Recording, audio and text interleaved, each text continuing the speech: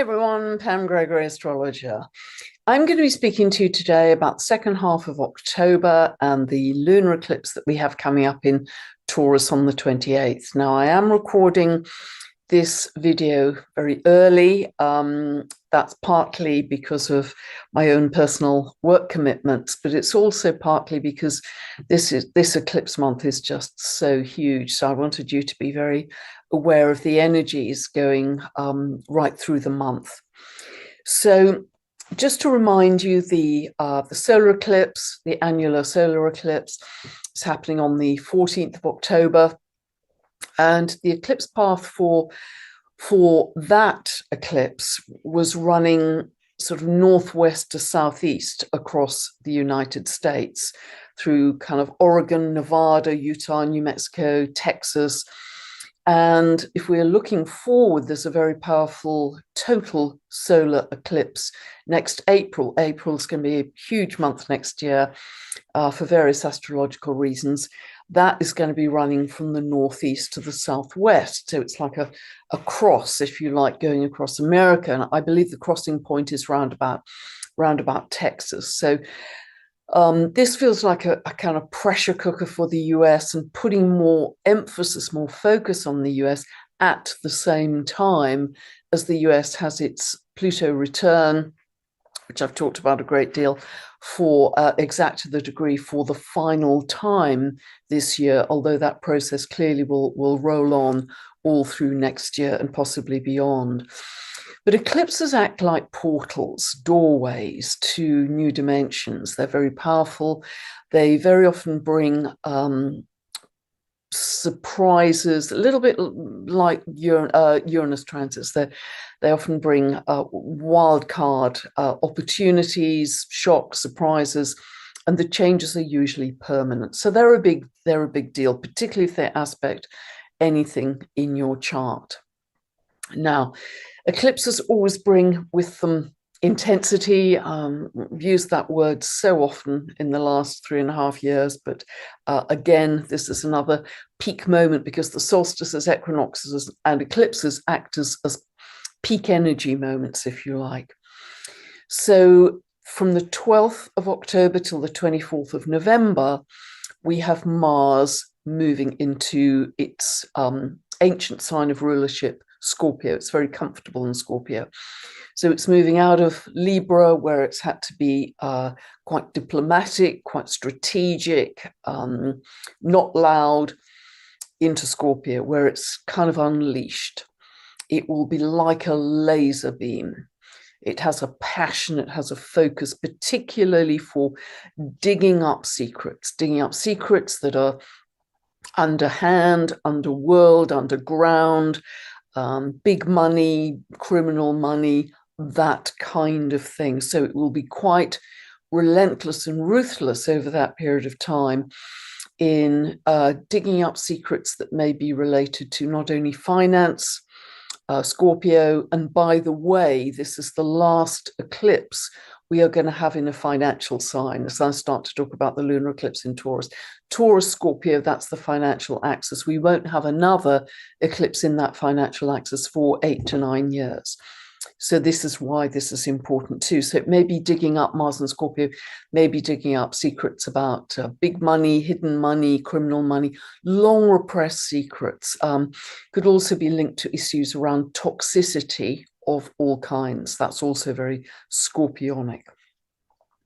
But to look at some of the detail as we run into this lunar eclipse, and all the way through the whole of October, we're going to have that energy. And remember, with eclipses, you feel the energy up to a month before and up to 6 months later, generally, or certainly the consequences of the eclipses up to 6 months later. So on the 18th of the month, we have the Sun and Mercury in Libra opposing Eris. Now, Eris, because it has a 560-year cycle, is in Aries for a very long time. And remember, the symbolism of Aries is all about warrior, sister of Mars, feisty street fighter, will not give in any kind of compromise. She is absolutely unrelenting, a little bit like Mars in Scorpio is unrelenting in getting to the truth, getting to justice and moving towards a fairer society. So Eris has some great stuff going for her. But the Sun and Mercury in Libra opposing Eris may make people realize, if they've been at all compliant or people-pleasing, either personally or in a larger social context, they didn't want to rock the boat, they wanted to go along with the system, that they may be realizing that may not have served them perfectly. There's that kind of feeling. And Eris brings with her a feeling of more people want more freedom of expression, more freedom of action.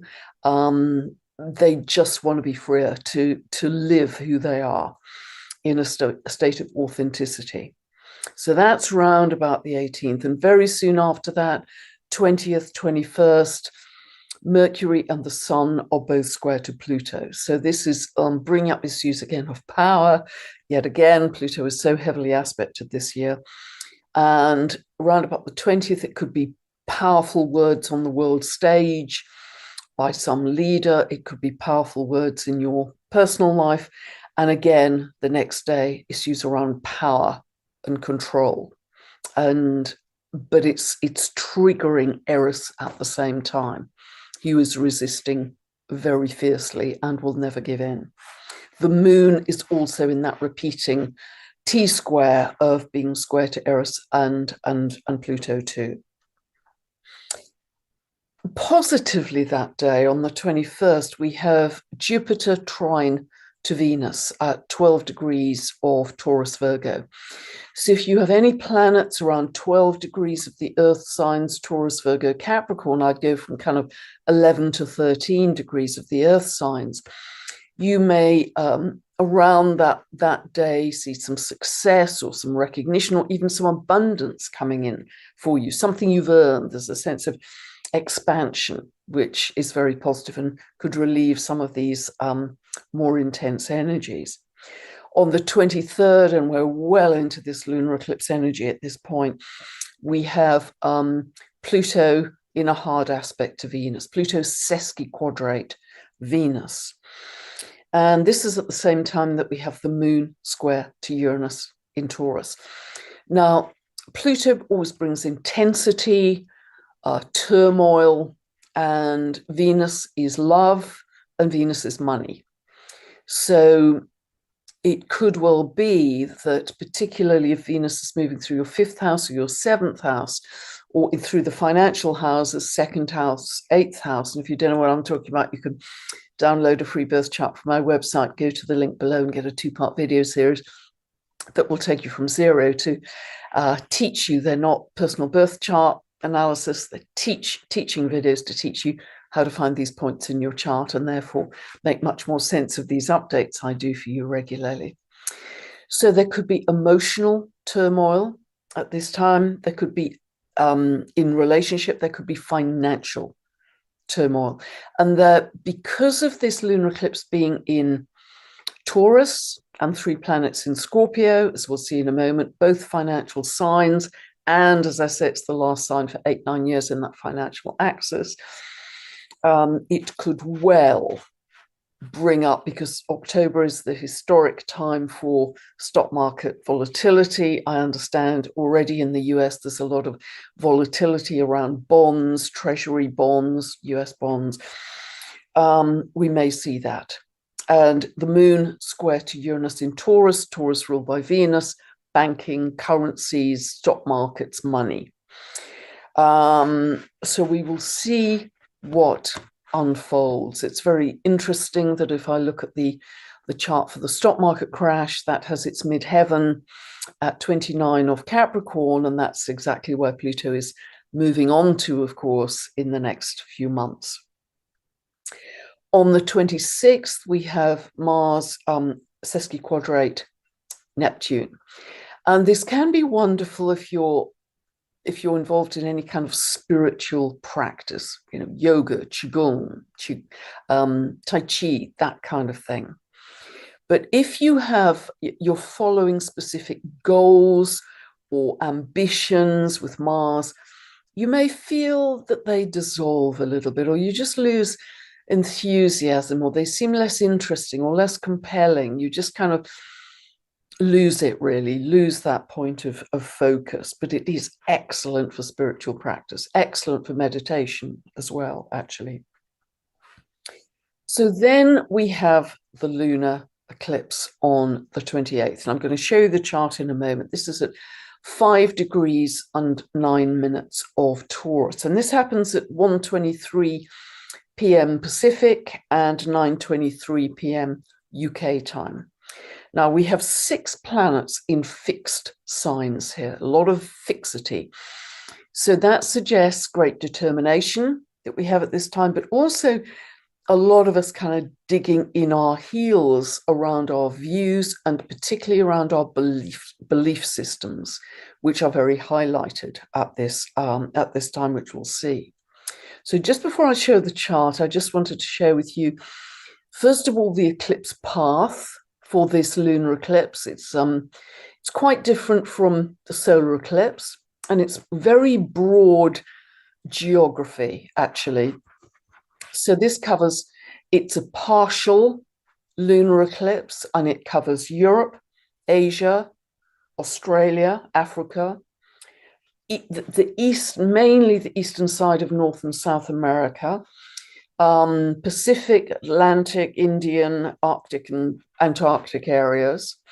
So that's very broad.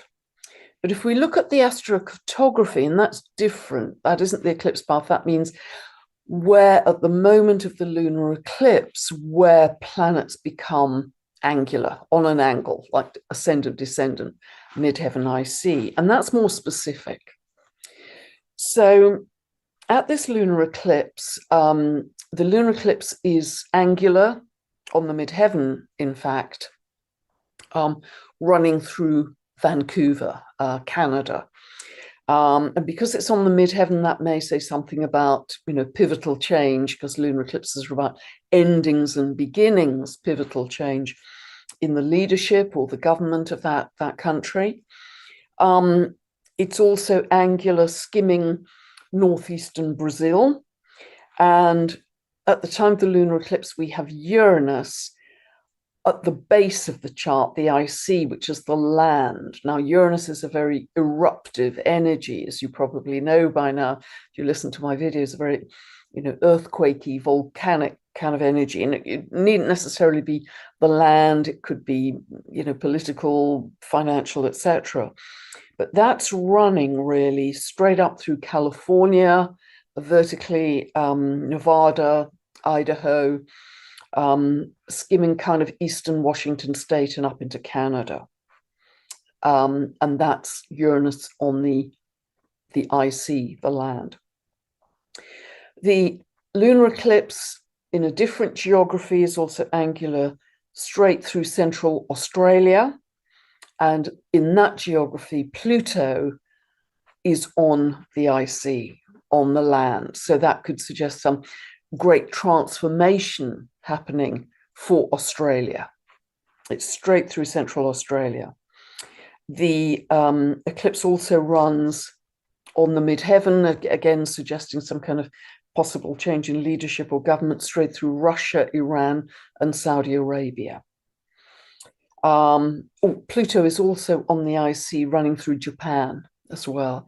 So these are quite specific and big and important. So I know that covers a huge amount of the world, but any of those geographies could come into prominence at this time. Not all of them, that's very unlikely, but because astrology is a language of probability, then we should expect some of those geographies to come into the news, to come into prominence in some way. So just watch and observe, and let's see what unfolds. So let us now look at the chart for this lunar eclipse.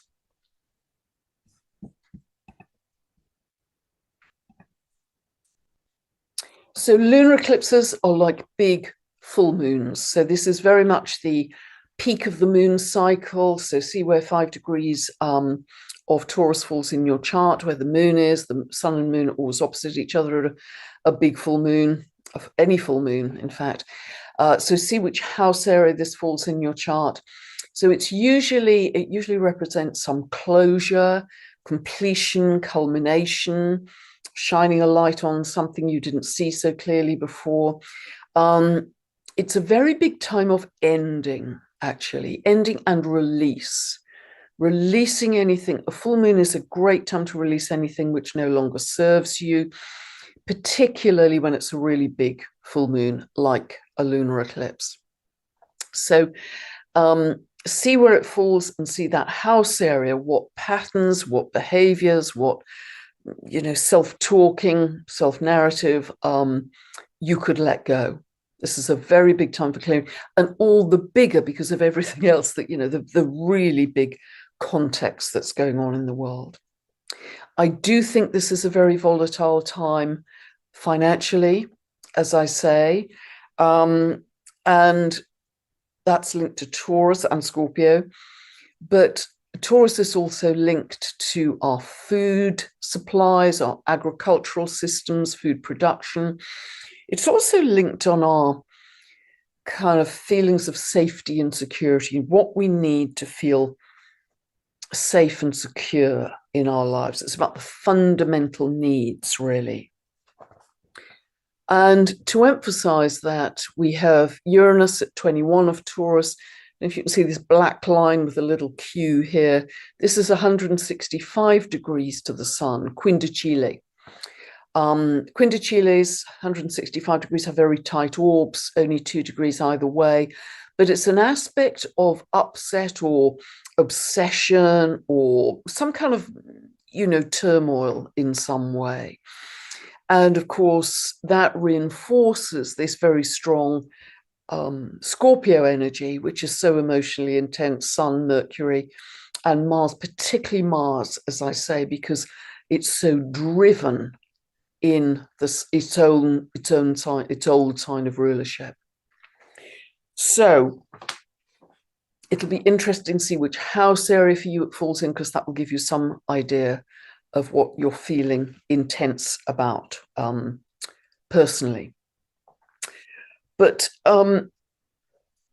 this is likely to produce some heated words. Mercury, Mars, it's sharp words, heated words, words in revenge, Scorpio. Speaking too quickly. That conjunction becomes exact on the 29th, but really this is a triple conjunction around, we're spatting, we're tempers, we're fierce, angry words are going to be spoken at this time, as I say, and we're likely to be feeling very emotional. We're ready to fight, almost, is the energy here, ready to fight a battle. And the battle could be, and again, I'm speaking more to 3D level here, because of course, if we're on our eagle's perch, we may not want to do that. But certainly at a 3D level, there is great potential for a fight for what you believe in, because Mars-Jupiter, there's a Mars-Jupiter exact by degree opposition here. And Mars-Jupiter is always about belief systems, what you're ready to fight for in terms of your belief systems. So something is being uncovered, I would say, Mars-Scorpio, revealing secrets. Something's being uncovered that we are feeling very emotionally intense about, and that we are willing to fight for, because it's part of the belief system. And we may equally be fighting against other people's belief systems about what they believe. That this could produce some confrontations.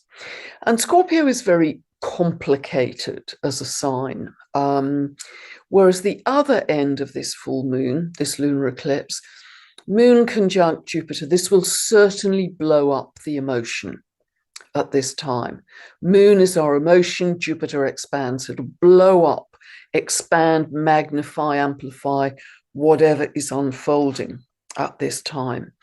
But also it will encourage us, because if Scorpio is intense and complicated, Taurus just wants to take us back to the simple, back to the basics, bare feet on the earth, grow your own vegetables, grow by the phases of the moon, get in touch with the natural rhythms of the earth, warmth, decompress your energy. Taurus is not only linked to nature and the earth, it's linked to our own physical body. So can you, there will be a deep urge for stillness and peace here. Deep urge to just check out for a while from all this kind of full-on emotional intensity and all that's being revealed. I just want, so remember these simple things you can do. Close your eyes, drop into your breath, baby belly breath. Imagine that the breath is just breathing you in and out through your belly, just like a baby. You're not forcing, you're not pushing. The breath is breathing you. But it's a deep belly breath. 100% focus on the breath, nothing else. Not on all the crazy drama outside. 100% focus for these few moments. You can put your worries in a box by the side. You can pick them up when you're finished. Just warmth, and just let that breath subside. Let it slow. Let it deepen. Take a pause at the end of the inhale and the exhale particularly. Just drop into that breath. That will take you to stillness very quickly. Reduce your cortisol levels with all this intensity really quickly. Or drop into the heart. Imagine that you're breathing in and out through the heart. Feel your heartbeat. Ideally have bare feet on the grass. Simple things. Or just have your back against a tree, staring at the sky, listening to birdsong. There's a big urge here for simplicity and stillness and connecting to the earth. Bare feet on the grass, weather permitting, as often as you can. And also try and get, which is what the astrology is encouraging us to do here, is have this sense of expansion, energetic expansion, Moon, Jupiter, welcoming in an expanded consciousness of love. That's what this aspect is about. Jupiter is higher consciousness. It's the planet of expansion. In Taurus, ruled by Venus, I'm welcoming in an expanded consciousness of love. And really try and feel that sense of expansion and spaciousness. Spaciousness as often as you can in your day, as well as taking a few moments out to drop into the breath. Take a few moments out to look up to the trees, look up to the sky. How often are we looking down to our phones, even when we're outside in nature? That's why I never ever take my phone in nature. There's no point, then I'm not in nature. So try and cultivate that sense of spaciousness and expansion, because we are walking into worlds right now, for sure. And I think we're getting a stronger and stronger sense of this. I mentioned a couple of videos ago that, Bashar, channeled by Daryl Anker, has spoken about, this glass wall between these two worlds, that we could see each other, or certainly we could see the 3D world, but we weren't fully partaking of it. Whereas it's less possible, I think, for 3D to see the higher dimensions, because it's a very contracted energy. And so really, the more you can develop this sense of spaciousness and expansion by just looking up, look up to the treetops, look up to the sky. Simple stuff, but feel what's coming in, because this energy is coming in leaps and bounds, and we know it is. So the other aspect I want to talk about here is Varuna, dwarf planet Varuna. And I've talked about Varuna in the past, but just to recap, she's at 8:45 of Leo. Remember, they've all got very slow orbits. So she's in a T-square to the sun and the moon, which are at 5 of Taurus. And Varuna is the Hindu creator god of the oceans and the waters. In fact, she's really connected to all bodies of water all over the world, the whole underwater universe as well. She's said to watch over the demons of the ocean in the myth. I find that extremely interesting. She's connected to the rains and the seasons, and she also embodies vast divine power, vast divine power. She's a keeper of moral law, and she punishes those who do not honor their sacred contracts, who are liars, essentially. And this also links to the myth of Orcus, which I've talked about Orcus several times, linked to conjunct Venus here, so thrown into prominence. Orcus is the Etruscan god of the underworld, who punishes those who break their sacred oaths and spiritual law. So very similar, takes them down to the underworld, makes them see the light, or if they can't, they receive a kind of a just punishment. So many of these dwarf planets have a very strong moral compass for us that remind us of our relationship with the earth, our relationship with nature, this sacredness, this reverence that we must keep the earth in and not violate. And I think that speaks volumes to the transition that we're in right now.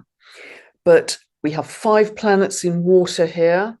We have 3 in Scorpio, and Saturn and Neptune in Pisces. And that's why I think Varuna, as the Hindu god, a creator god of the oceans and all of the waters of the world, becomes even more important. I think water is going to become massively important, not only because of the prominence of Saturn and Neptune there. Saturn moves out of Pisces in February 26, and that's really when Neptune moves fully out of Pisces too. But we also have Sedna, whose myth is totally connected to the deep oceans. And I haven't put her on this chart, but she's just moved into Gemini. And again, when the dwarf planets change sign, they're thrown into prominence. So we have a lot about the seas and the oceans and water. Water is going to be huge moving forward. The purity of water, the toxicity of water, the structuring of water, the crystallization of water, what we can do to change water through our emotion, water being divine consciousness. Look at the work of Vade Austin, look at the work of Randy Hatton too. And I'll put those 2 videos below as well. Just a couple of other things I want to mention here. This lunar eclipse is hitting the chart of Joe Biden, President Biden. The lunar eclipse is conjunct his moon, which rules his 8th house of secrets. That's interesting. At the same time as he has transiting Saturn conjunct his south node. And that can be quite difficult, to be honest. South node is our past actions, and Saturn is always a reality check. So that's quite a tricky transit. Varuna at 8:45 of Leo is conjunct his Pluto, very tightly conjunct his natal Pluto, which rules his 12th house. When you have planets ruling the 12th house that are being aspected, it could bring up a critical health issue. 6th house is health, 12th house is critical health. Also, this lunar eclipse is squaring the ascendant of China. China's ascendant is at 5 degrees of Aquarius, so this lunar eclipse is at 5 degrees of Taurus. It's also square the moon, the people in that chart of China. The moon is at 3 degrees of Aquarius. So again, China could be brought into prominence at this time. So, and what I'd like to share with you now, I mean, we are very aware of these jumps in light level that are happening for us. We are very aware, I'll stop sharing here. We are very aware of many of us are actually feeling this sense of spaciousness and expansion. We're feeling more light in our being. I had that incredibly vivid, pin-sharp dream about seeing myself as the light body and just levitating. I mean, I'll never forget it. It was extraordinary. So many of us energetically, spiritually, are sensing this lightness, this shift towards multidimensionality, this time slippage. You remember Saturn is in Pisces, and I'll put the video of Saturn in Pisces below, because months ago when I did that, I was talking about one of the potential manifestations was 3D reality, Saturn, linear time, Saturn, and gravity, Saturn, being dissolved by the fact that it's in Pisces. Pisces dissolves. So as consciousness expands, gravity dissolves. That's just a kind of seesaw, it's a counterpoint. And when gravity dissolves, we become more light body. But it also means that anti-gravity increases too.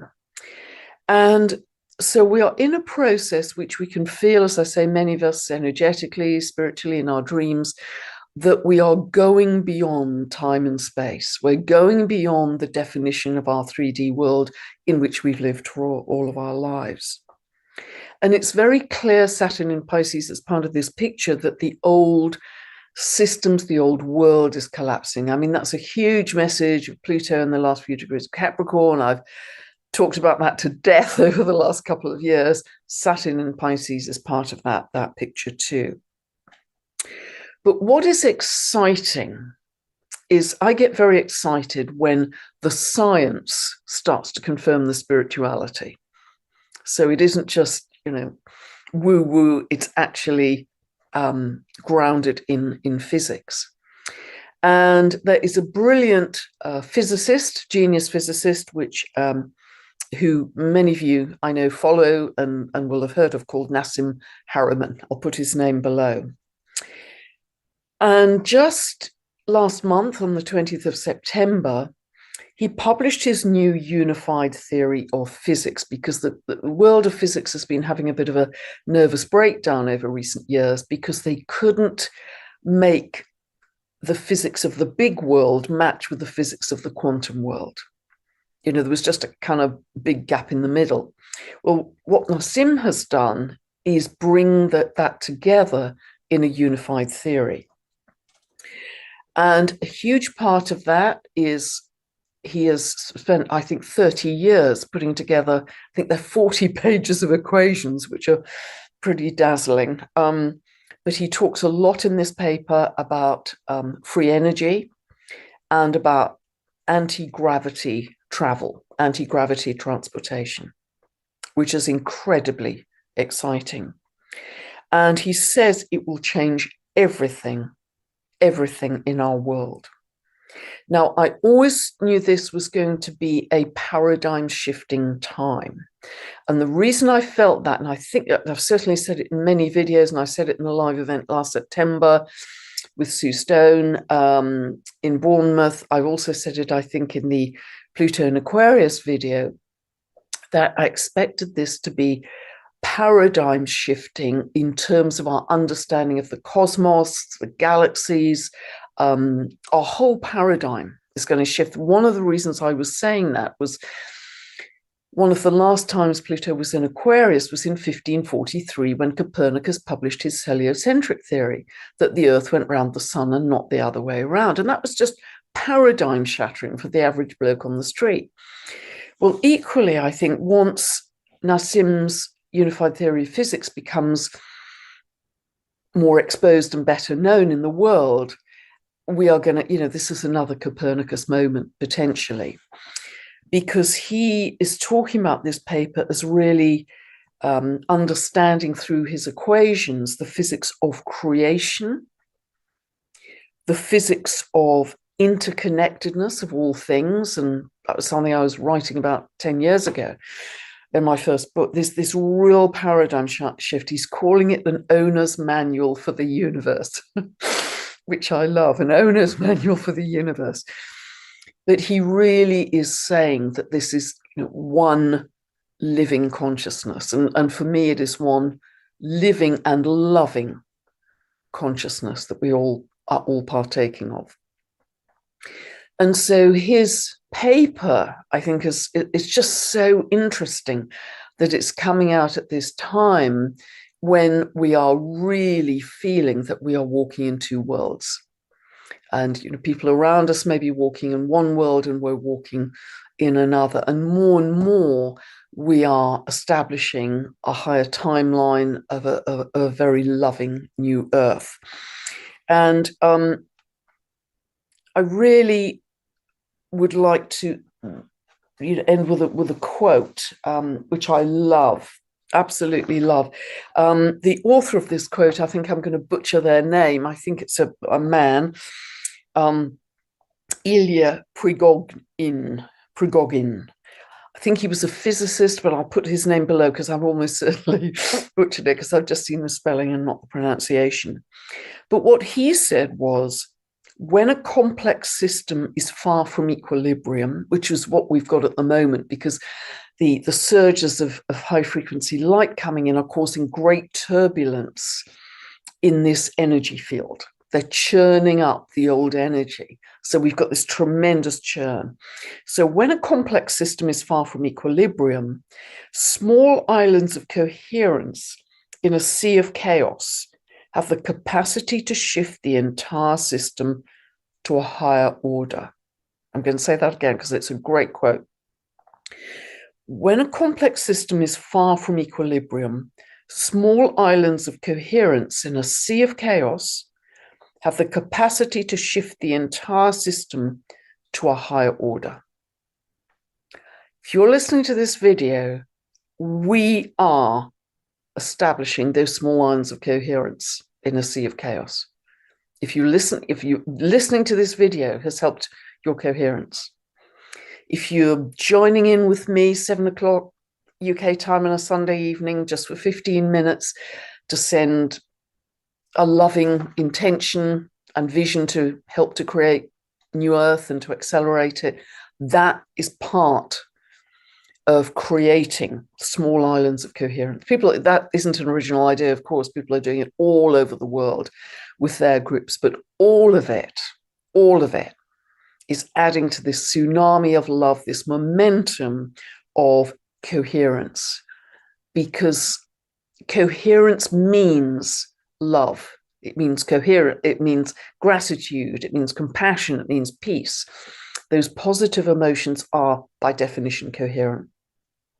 So that's what we are doing right now. You are doing in watching this video, and I hope joining me and many others across the world on a Sunday evening UK time, and remember the known Zoom links, you're just joining energetically. There are many other meditations you can join as well, but our focus is creation. Our focus is creation, and I'm very excited because Nassim Haramein has given us a physics grounding with many equations of how that is rooted in science to give us a whole new view of, I think, galactic reality, not just Earth reality, but galactic and cosmic reality. A lot in there today. I really hope it's helped you. Huge shifts and changes going on. Try not to worry about the 3 changes. They are going to happen. The old world has to collapse. The old kitchen has to be smashed out before you can put the new one in. So just observe. The more you're with like-minded people in a group, the more you can just say, yep, astrology said this would happen. And here we go. Yep, has to be. And stand in the demolition site and be proud of the part you played. God bless. Speak again soon. Bye for now.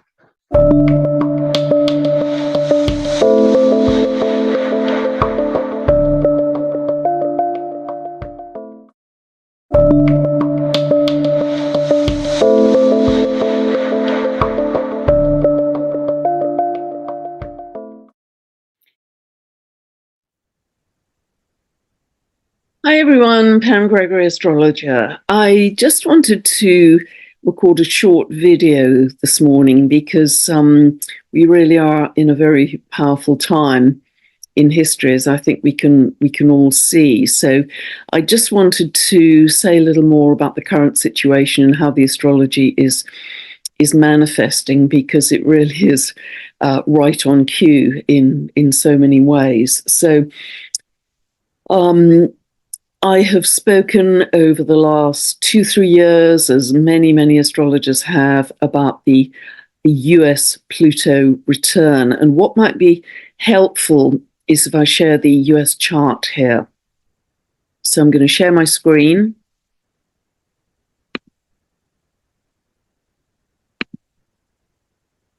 So this is the chart for the US that many astrologers use. It's certainly a very popular chart. And this is set for the 4th of July, 1776, 10 past 5 in the afternoon, Philadelphia, which was supposedly the signing of the Declaration of Independence. And we've been going through over the last 2 years, certainly, and this will continue to be operational in its process, what is called the US Pluto return. I've got a whole video on this, which I'll put below. But essentially, at the time that the US was born in its current form, Pluto in the heavens in its orbit was at 27 degrees 32 minutes of Capricorn. So this is considered the birth chart, if you like, of the current USA, how it initially was birthed. And I've often quoted how when Pluto was in Aquarius, as you're aware, it's just moved into Aquarius on the 20th of January. Last time it was in Aquarius, because Pluto has a 248-year cycle, one of the big examples was the French Revolution in 1789. But the other huge example was the US Revolution, because the US was also born out of revolution. As I understand history, 13 British states in the US were demanding independence from the onerous British establishment, power and control, Pluto, and the onerous British taxes. Pluto represents taxes. And so they broke away as a statement of independence, the Declaration of Independence, and formed what eventually became the US. And this revolution, this US revolution, really continued during the late 1700s, while Pluto was leaving Capricorn, coming into Aquarius, which is where it is now. So what we've had over the last 2 years, and I've talked about it ad infinitum, is for the very first time since the birth of the US in its current form, transiting Pluto up in the heavens has come back to its so-called natal position of 2732 of Capricorn. It was there exactly on the 28th of December 2022. It then came back exactly by degree, not by minute, but by degree, in October last year. But still, it is operational. It's what you call within orb, because Pluto will track over the end of Capricorn, beginning of Aquarius, end of Capricorn, beginning of Aquarius, through 2024, end of the old, beginning of the new. So again, I've spoken at length how this is really going to raise questions about, okay, who is the US now? What is the US? What is the US in terms of values? This is the second house of values for the country. Also the second house of the economy, because it's in Capricorn. Again, I've talked a lot about what is the US in terms of its constitution, Capricorn, its legality, Capricorn, its politics, its very makeup, its geographic makeup, what states make up the US. And isn't it interesting to see what is unfolding in the US right now? But the situation, let's say in Texas, has really only blown up, despite many months of illegal immigration over the border of Mexico, Texas. It's really only blown up this week since Pluto moved into Aquarius. Aquarius is the sign of truth, the sign of freedom, human rights, the sign of the people, the sign of revolution. So Pluto moved into Aquarius in the heavens on the 20th of January. And therefore, that seems to have ignited this very strong response in Texas, which really blew up around the full moon. And the full moon happened on the 25th of January, when the full moon was at 5 degrees of Leo. Now, that 5 degrees of Leo was conjunct the North Node in the birth chart of the US. So what does that say? This is shining a light on the soul's path of growth for America. So very interesting evolutionary times as well as revolutionary times we are in. So at that full moon, the moon was conjunct the North Node and it was opposite the sun. And the sun was conjunct Pluto and the moon was opposing Pluto. So this, as I mentioned in my last update, was bringing up issues around power and control, Pluto, intensity of the people around those issues of power and control. Whenever you get Moon Uranus hard aspects, it's intense feelings, intense emotions, but also because the Sun and Pluto are in Aquarius now, around those issues of human rights, freedom, truth, justice, revolution. So it was at that full moon that things really kicked off in Texas. And also, as I mentioned in a previous update, the dwarf planet Varuna was exactly conjunct the North Node of the US by degree within just a few minutes of exactitude, actually. And Varuna is the Hindu god of the cosmic waters. It also is connected to cosmic justice and punishes those who lie or those who are overbearing or patronizing or arrogant in their attitude. So here we've got and Leo is leadership. Leo is the sign of leadership, and Aquarius is the sign of the people. So we've got some super, super clear themes here around what is happening. And don't forget, Leo is also the sign of sovereignty, our own sovereignty, the sovereignty of the people. And I'm just, before I stop sharing here, I just want to look down the pipeline slightly, because if we look down the pipeline to the new moon in Aquarius, which is a really electrical, revolutionary new moon on the 9th of February, at that point, Mars is conjunct US Pluto. So not only at that new moon do we have the sun and the moon being squared by Uranus at that time, which is the ruler of Aquarius, so super revolutionary time. But by the way, also not to forget, today, when I'm filming this, 27th of January, Uranus is stationary direct. Whenever a planet is stationary in moving in either direction, its symbolism is magnified. Uranus is the planet that rules Aquarius, is the sign of revolution, rebellion, the people, humanity, humanitarianism, earthquakes of all kinds, eruptions, eruptive behavior, volatility. So right on cue between the full moon and today, where Uranus is stationary direct, we have this situation in the US. And I'm going to talk about Europe in a minute.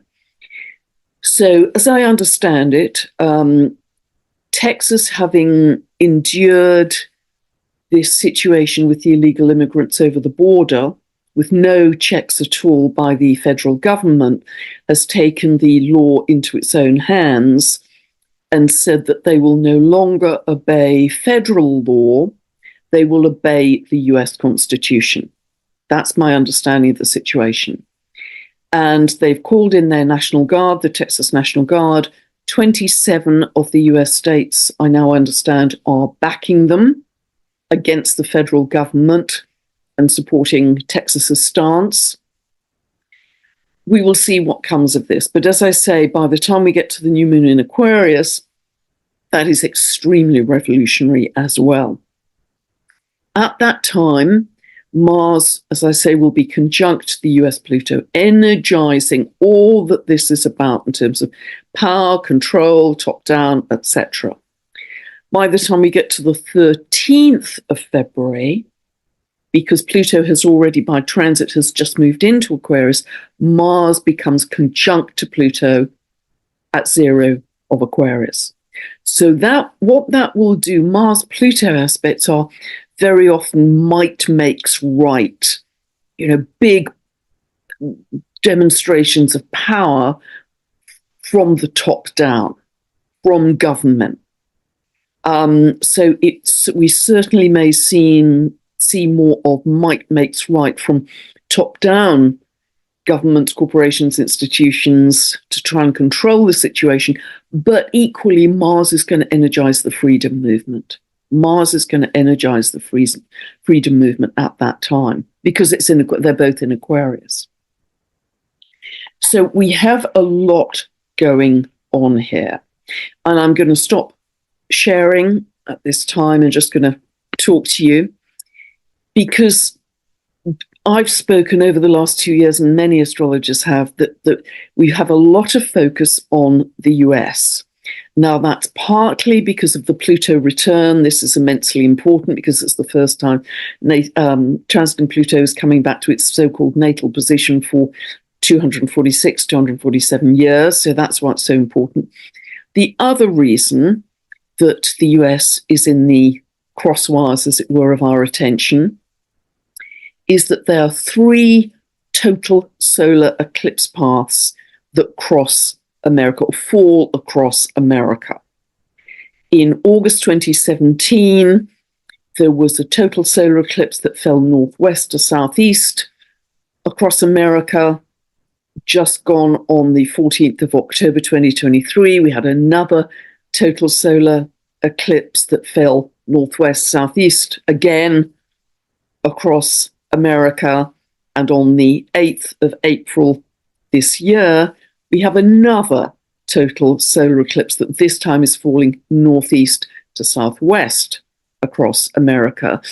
And I put a link below this video so you can take a look certainly at the last one and the upcoming one in April and get more details about the upcoming one in April. These are big eclipses. They are total solar eclipses.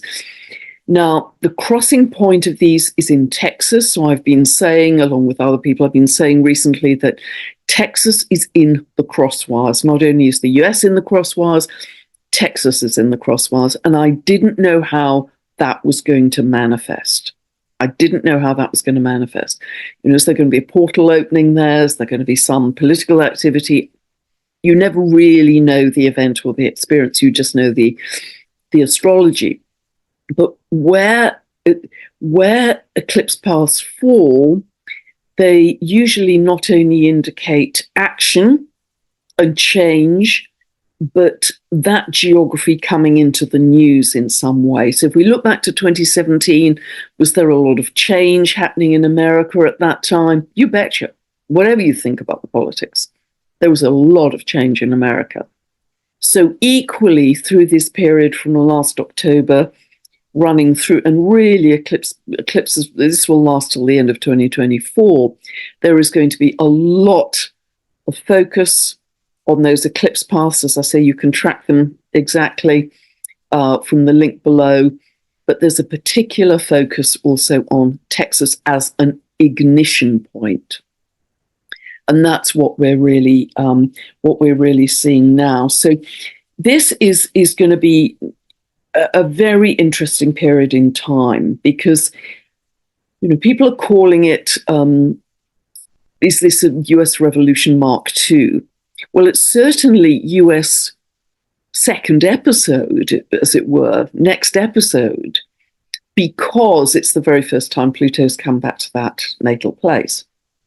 But also in Europe, equally following the astrology. I mean, the astrology is so spot on. I mean, to the day. Today, 27th of January, Uranus is stationary direct. A week ago, Pluto moved into Aquarius, that Uranus rules.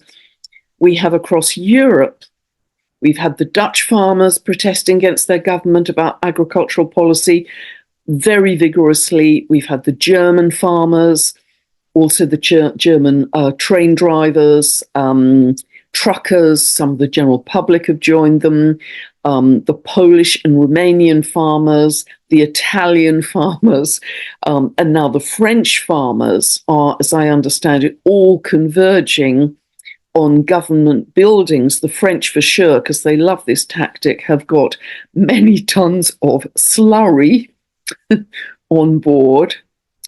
Don't mess with the farmers. This is going to be a very interesting period to confront the government and say, enough.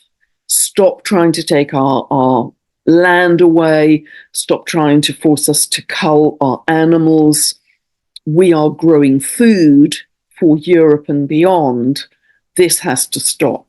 So they're drawing a very, very clear line in the sand with this. This whole year is going to be revolutionary. This isn't just for January.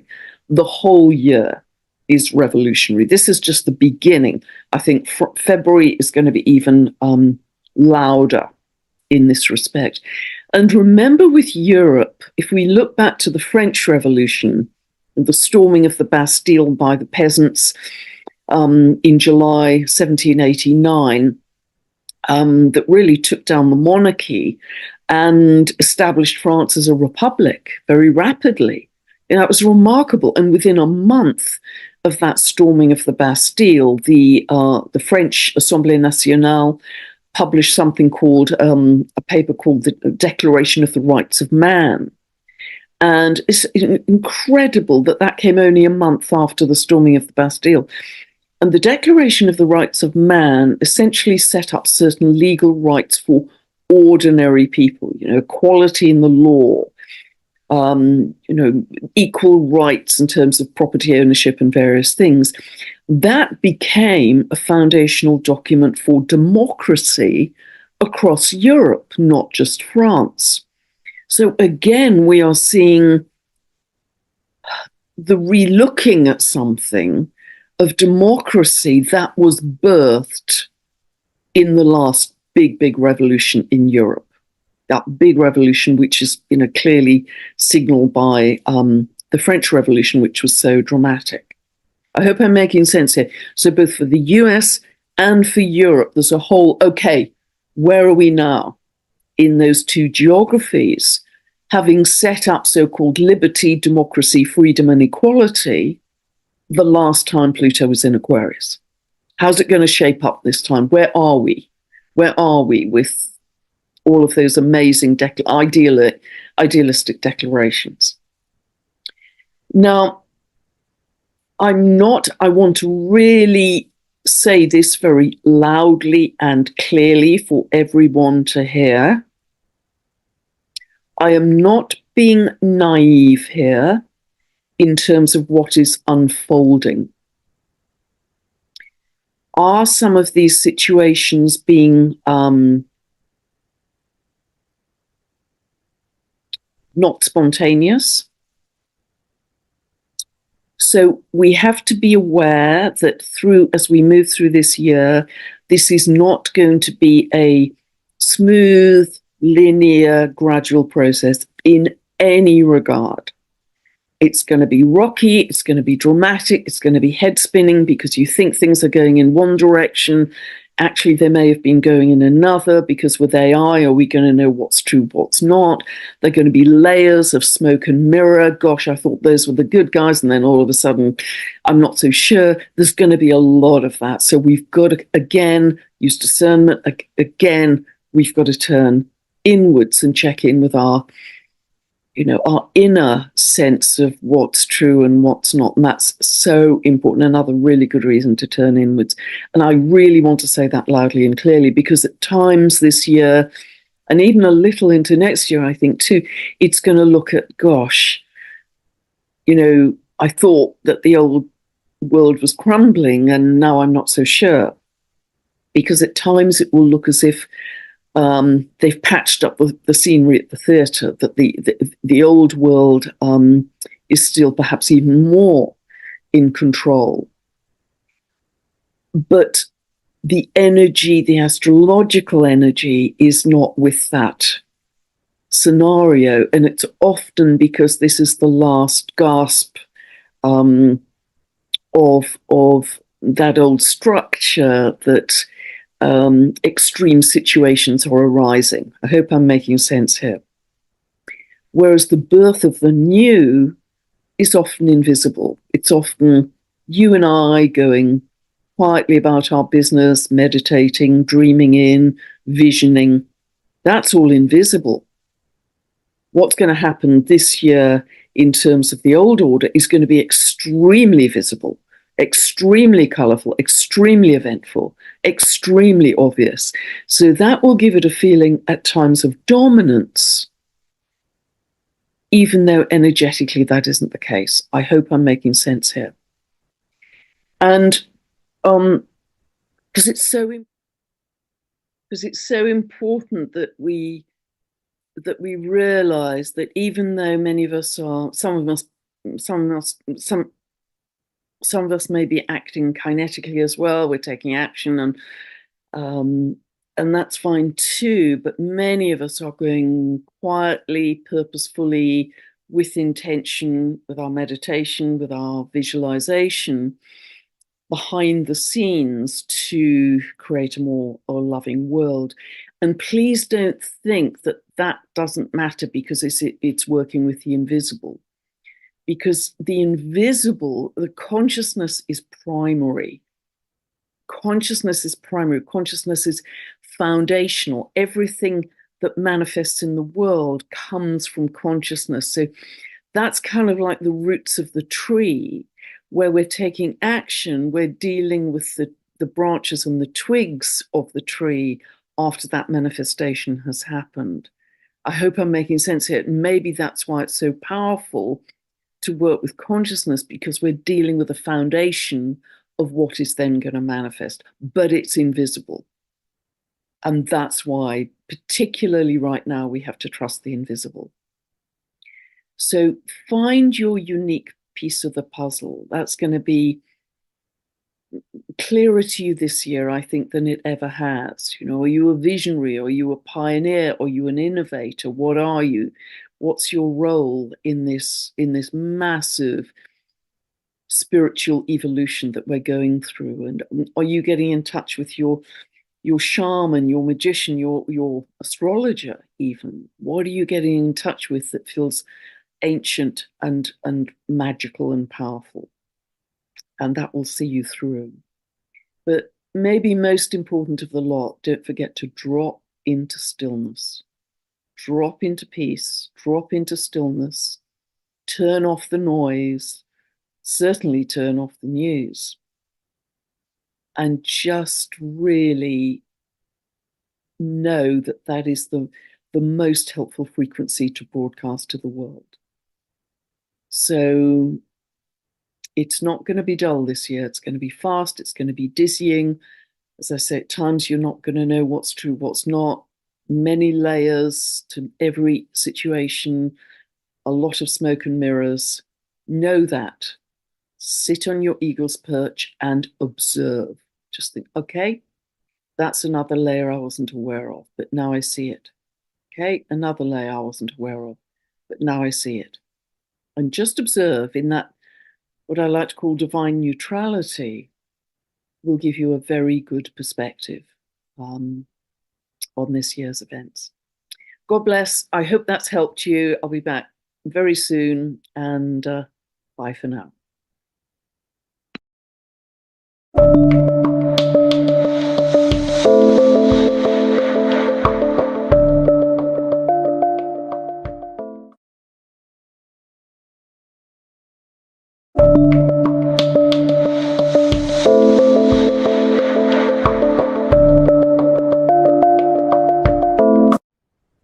Hi everyone, Pam Gregory, astrologer. I'm going to be speaking with you today about the second half of April and the solar eclipse that we have in Aries on the 19th or 20th, depending on where in the world you live.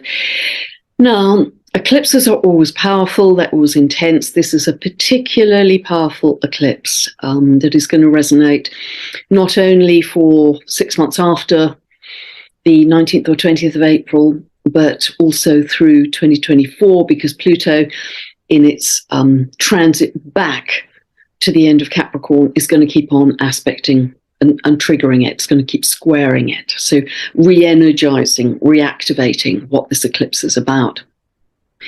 It is also about another major timeline jump. We're jumping timelines all the time, but the solar eclipse is for sure going to initiate another potential for that. So very strong.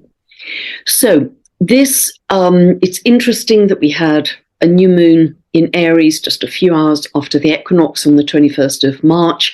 And here again, we have another new moon in the form of a big solar eclipse on, again, in Aries, 29 degrees, 50 minutes of Aries, within 10 minutes of the end of Aries. So for sure, this is the critical degree, the anaretic degree, and I'll be talking about what that means in a moment. So it happens on the 19th of April. It happens at 9:12 p.m. Pacific, and then 5:12 a.m. UK time the next day on the 20th. Now, this has incredibly dynamic energy within it. We have 5 orbiting bodies. If we include Chiron and Eris, we have 5 orbiting bodies in Aries. Aries is the sign of action, dynamism. It's very initiatory. It's getting things moving. It's fiery. It's primal fire. And don't forget that the ruler of Aries, Mars, is still what is technically out of bounds beyond the normal 23 degrees north or south of the ecliptic until early May. So the whole of April, it's going to be out of bounds. So this second half of April and through May, particularly the first half of May, particularly the first week of May, I think is going to be extraordinarily volatile, intense, turbulent, and bring in a great deal of change.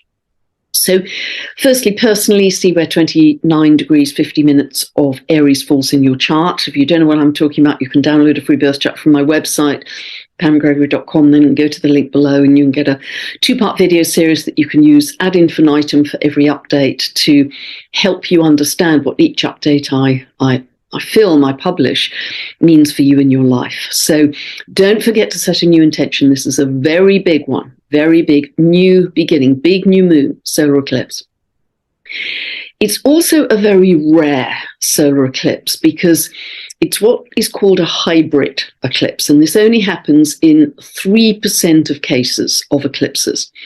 So it begins as an annular eclipse. An annular comes from the Latin annulus, ring, a ring of fire around the sun, and then it moves to a path of totality across Australia, East Timor, Eastern Indonesia, covering Papua New Guinea, where we've just had a very big earthquake, 7.2 magnitude. It then becomes partial over a much bigger geography, Southeast Asia, in the Pacific, the Indian Ocean, the Philippines, New Zealand, and Antarctica. So big geographies, and wherever an eclipse path of totality falls, those or some of those geographies tend to come into prominence, come into the news in some way in the coming months. So we will see how that works out. But this Aries energy is extremely dynamic. As I said, it's all about new starts. It can be very assertive, angry, warlike, particularly because it's the final degree. And the critical degrees of signs, that last degree of the 30, tends to express in a collective way, in a less positive way. So we may well see some warlike behavior out in the world. We can diffuse that. We can diffuse that by each of us staying in peace, using it for our courage, our bravery, or our autonomy, our independence, this very strong sense of individuality, knowing that we have a center of power which is peaceful, strong, solid, and consistent. It also is about self-sufficiency, this Aries energy, and that's going to become stronger as well once the North Node moves into Aries to reinforce that in July and stays there for 18 months. So we've got this interesting mix of the Aries energy and the Aquarius energy, with Pluto having just begun its ingress into Aquarius. So this is really about, Aries energy is about I am. People with Aries emphasis in their chart have a very clear sense of who they are. They just are. It's very simple. It's not complicated. It's very straightforward. They've just got a very clear sense of self. And therefore, through this solar eclipse, and also with the Aquarius emphasis as well, we are going to get a much clearer sense of who we are, but also how we fit into the community, we fit into the whole, we fit into the group, and what unique gift we can offer. And just really think, particularly because this eclipse is at the final degree, how much have you changed? How much have you really grown in understanding your sense of self? Particularly over these last 3 years, I would say, and maybe even more so in the last few months. How have you really stepped into that role of individuality? Because I think this solar eclipse will help with that too.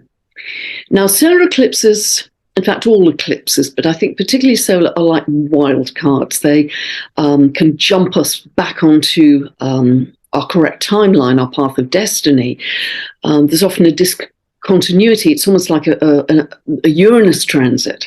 There's a jump, something unexpected, something comes out of the blue. If this solar eclipse is falling on your sun, your ascendant, or your midheaven, you could be jumped into prominence. Somebody gives you an opportunity or promotes your work or whatever. There's a jump. And this is a very positive solar eclipse for our future, in that whenever we have an eclipse, the moon has to be close to either the north end of the nodal axis or the south end. Here it is close to the North Node, which is in early degrees here of Taurus, about to back into Aries. And so this is very positive because the North Node is our future collective destiny. So we've got a very clear message here of this is another start point, big new moon, conjunct the North Node, another big episode, another big start point in our collective future, and really do see it in this way. But inevitably with eclipses, they bring about permanent changes. So do Pluto aspects, actually. We've got a very strong Pluto aspect I'll show you in a moment.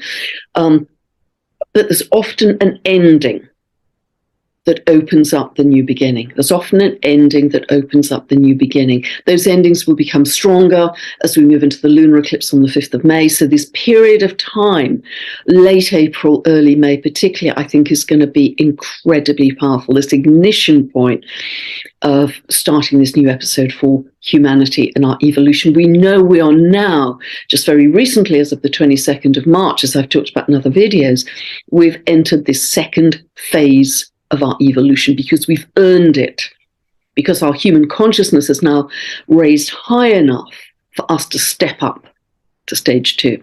So see this very positively. Now let me show you the chart. Let me share the chart.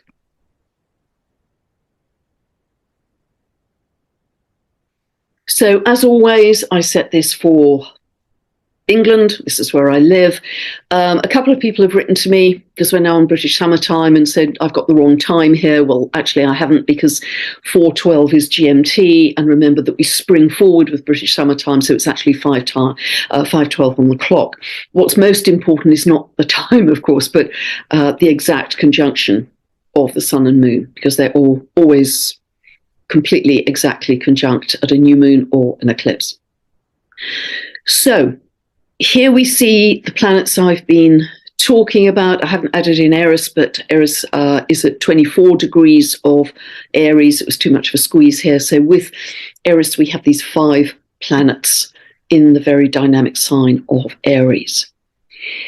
Now, you will see that Pluto is in an out of sign square to the eclipse. you can imagine if Pluto was still at 29 degrees of Capricorn, it's easier to see that 29 of the cardinals, 29 of Capricorn to 29 of Aries, but it's still a very tight out of sign square. And as I talked about in Pluto squaring the nodes, this is now in this strong T-square to the nodal axis of 4 of Taurus and 4 of Scorpio. So this is our ignition point, as I say, that is going to bring about incredible, permanent changes in our social and political structure. Pluto is the planet of death and rebirth. This T-square with Pluto is going to last all of this year, or at least till November. It's most intense now till mid-July. So we are going to see a lot of change. I think a lot of corruption come to light, a lot of demolition. 2023 is a bigger year of demolition, as I see it. 2024 is a bigger year of rebuilding. But that is not to say there's no building of new earth in this year, because there absolutely is, and it is moving apace. Because the sun and moon, the solar eclipse, they are right at the end of Aries, within 10 minutes of the end of Aries, there's a sense, I mean, Aries is always speedy energy. There's a sense of urgency. Come on, come on. There's no going back. We're right at the end now. There's no going back. It brings about great emotional intensity, particularly if you have any hard aspect between Pluto and the moon, great emotional intensity. And there's a feeling of end of tether. The collective is at the end of their tether, kind of this far and no further. This far and no further is the feeling I get with that solar eclipse being right at the end of Aries. So endings, beginnings, opportunities, jumps, wild cards. This is going to accelerate again the old world collapsing. So we also here have, with the Aries energy, a lot of potential impulsivity, overreactivity. Be careful personally if you want to jump, you think somebody's being aggressive and you want to jump in a very fast retort. Just take a breath and step back. They may not have meant it in that way. They might have had a really bad day. Just don't be too quick to jump in, because remember also, as well as all of these orbiting bodies in Aries, the ruler of Aries, Mars, is still out of bounds and will continue to be, as I mentioned, until early May. So it's got this slightly out of control feeling. So bring it back to your courage, bring it back to your center, bring it back to your pioneering quality, your initiatory quality, and your sense of autonomy. That's a very positive expression of this.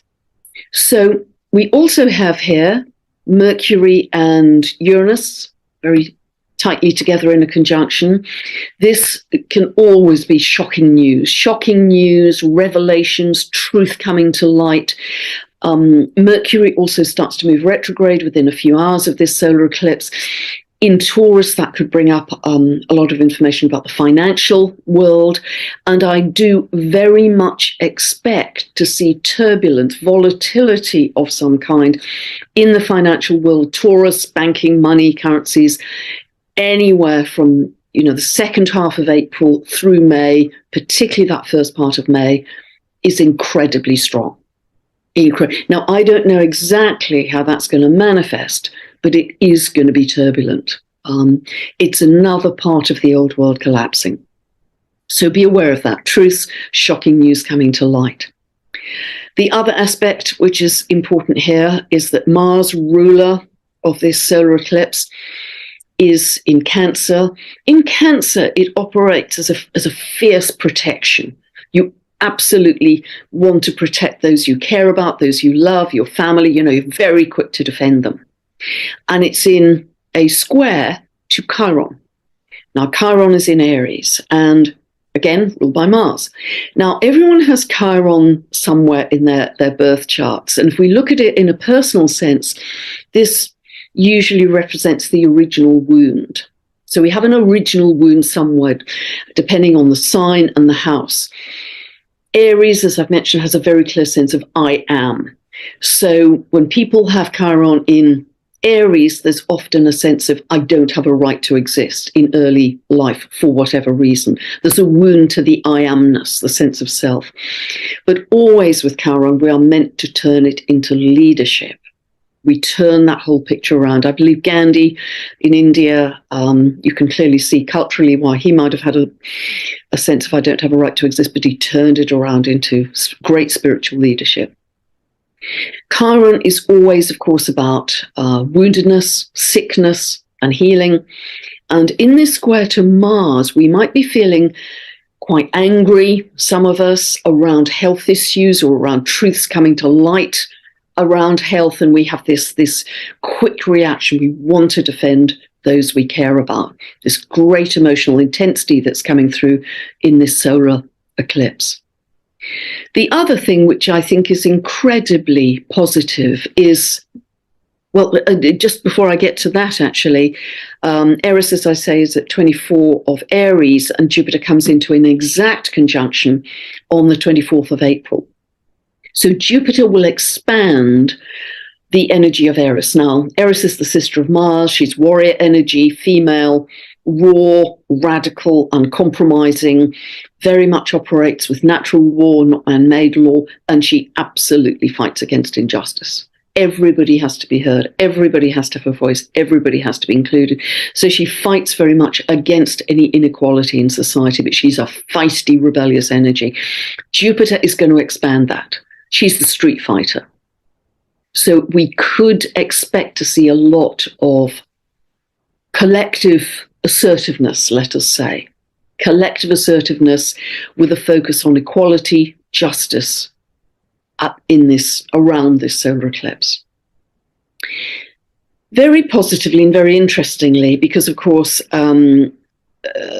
this is a slightly wide square, but Pluto is in an out of sign square to Eris as well, but it's for sure in this square to the eclipse and to the nodal axis. So this is like the kind of almost the collapsing end, the demolition of the old world end of this seesaw. I'm imagining this almost like a seesaw. But at the other end of the seesaw, we have the wonderful dwarf planet Haumea at 030 of Scorpio. She just entered Scorpio recently in November. Remember, she has a very long orbit, I think 283 years. She will be in square to Pluto from now till 2028. Till 2028, another 5 years. But she is one of the most powerful archetypes we have for New Earth. And before I get to talking about that, I think in Scorpio, what she's going to do, because Scorpio is very much, particularly the South Node being in Scorpio, it's almost about lancing the boil of toxicity. That's how I think of it, lancing the boil of toxicity in society, in our financial world, and also in our seas and oceans and water. I've talked in other videos about the huge importance of water coming up right now, Saturn having moved into Pisces, Sedna changing signs and therefore being emphasized, and her whole myth of the Inuit goddess of the Arctic icy seas there. Haumea moving into Scorpio, the deep water sign, a lot around water. But Scorpio is very linked to toxicity, and my sense is because Haumea is a very regenerative principle, in some way, the seas and the oceans, which have been very polluted by humanity, in some way that I can't fully explain, I'm just intuiting now, will be cleaned up faster than we think. I absolutely feel that. They'll be cleaned up fast. It's not going to take decades and decades and decades. So there's a lancing of the boil, particularly, I think, this year. So Haumea, I'll stop sharing here because hopefully you've kind of grasped this seesaw aspect. But Haumea is, as I say, one of the strongest symbols for New Earth because in one sense, she has an incredibly creative, regenerative aspect to her archetype. She was able to birth babies from all over her body, just not even the regular places. She could transform herself from an old crone to a young maiden. So I think she's one of the dwarf planets that as well as Pluto moving into Aquarius, that says we're going to reverse our aging and become younger, become healthier. So she could summon wild food from the land and the seas with her magic stick, the macrolite, even when they'd been laid waste. So this incredible regenerative principle that is so powerful for New Earth.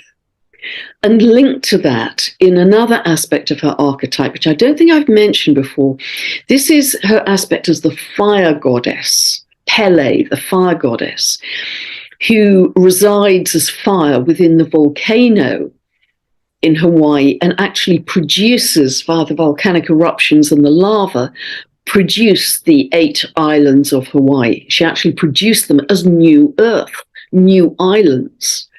And that's another strong aspect of understanding her link to the new Earth. We may, through the extreme Earth events, Uranus is still in Taurus till 2026, we're going to see a lot more extreme Earth activity, very unstable geomagnetics, as we know. New land may be produced in various places around the world that will act as bases for new Earth. The other aspect of the archetype of Homer, which I talked about in my conversation with Kelly Hunter, is it so fits with Pluto moving into Aquarius, out of Capricorn into Aquarius, because in the myth, Homer's partner on the island where they lived was taking some bananas from the wild to eat and bring back to the family. And in indigenous cultures, they have no sense of ownership of, this is mine and not yours, etc., or the other way around.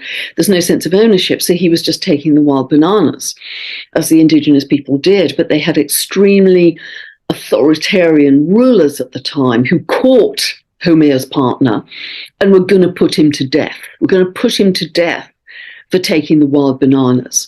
And Homer was distraught when she heard about this because the authoritarian rulers had weapons and they were very powerful. But she got together with her community and also called in all her spiritual help, angelic help. And with all of that very simple help, energetic and spiritual and community, they overcame the authoritarian leaders and turned the island back to what they call Pono, P-O-N-O, right relationship with nature, right relationship with the earth, harmony, fairness, balance, justice, everything in its right place. Nobody taking more than they need, but everybody having enough. And that is really beautiful. And when I talk about these Kuiper Belt objects, they really take us back to the divine, to the spirit world, to this interconnectedness with nature, the earth, the cosmos. We are completely interwoven with all of that. And we've just forgotten, in our modern lives, living in cities and working in offices, we've been so cut off buying packaged food. And we've been so removed, really, from this sense of magic, this magical interconnectedness with all that is, the cosmos, the galaxies, the energies, the elementals, all of it. And so Homer is very much part of that myth because she was a shaman as well. She had a deep instinctive connection to the earth, understanding the earth's rhythms. And this is what we are being led back to with the Kuiper Belt objects, this beautiful, it just is so fine, it's so ethereal, it's so high, it's this higher octave of consciousness, which I often talk about, which is just so different from the collapsing 3D scenery. It's just so different.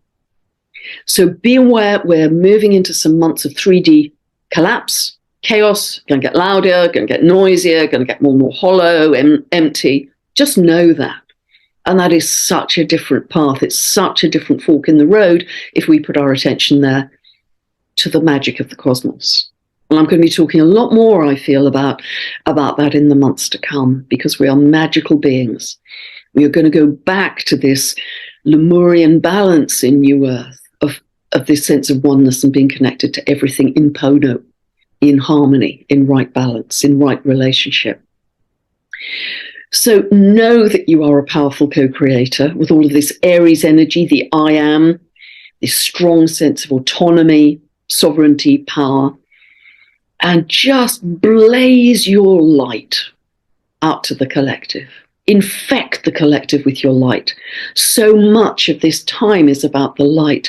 We know that, as I say, from the 22nd of March, we are now into this second stage of human evolution because we've earned it, because we've raised our consciousness enough to meet that. Just really feel that we now have momentum and blaze your light out there. That is one of the most powerful things you can do. Sitting at home, on your sofa, or in your local park, know that that is your purpose in these evolutionary times. So I hope that's helped you. This is a big, big time. We all know it. We can feel it. We can feel these shifts of energy, this morphing of reality that's starting to happen, moving more into dream time almost, more and more as we move through these coming months and years. So if you'd like more information about my books, my videos, my long monthly newsletter, check out my website, pamgregory.com. And thank you for listening. Don't forget to set your new intention for this very powerful solar eclipse in Aries on the 19th, 20th of April. And God bless. Bye for now.